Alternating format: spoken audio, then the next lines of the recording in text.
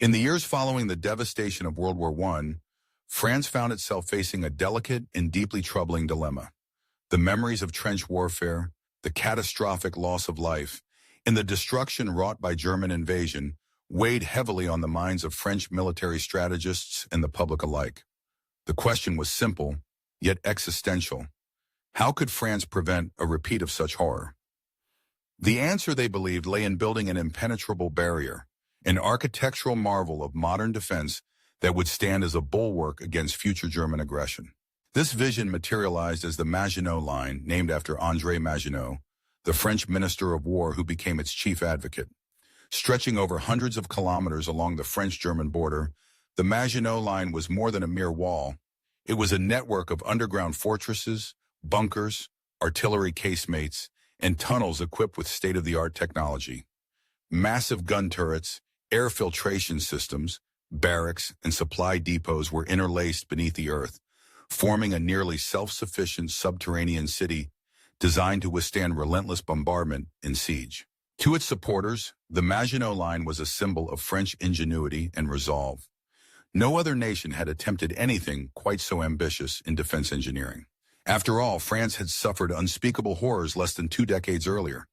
Determined never to be caught off guard again, military leaders believed that a static, impregnable defense could deter another catastrophic invasion.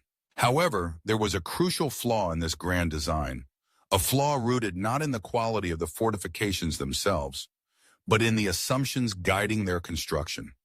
The Maginot Line was built to defend against a direct assault through the same region in northeastern France that had seen the heaviest fighting in World War I.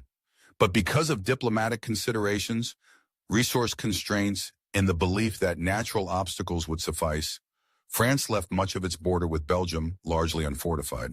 This decision was driven by a belief in alliances and geography.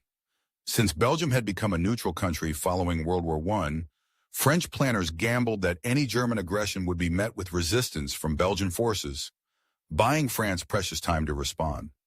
Similarly, the dense forests and rivers of the Ardennes were considered impassable for large military formations, a fatal miscalculation as it would soon be revealed. When World War II erupted in 1939, the Maginot Line initially seemed like a success. It stood formidable, untested, and intact. French soldiers manned its gun ports. Commanders felt secure behind its thick concrete walls. But the true test came in the spring of 1940, as German forces launched their blitzkrieg.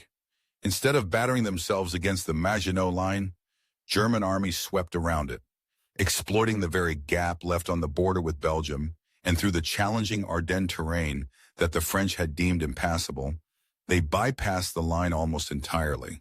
The core of France's defensive strategy, and indeed its sense of security, was undone not by brute strength, but by creative maneuvering and a failure to anticipate how warfare itself had changed.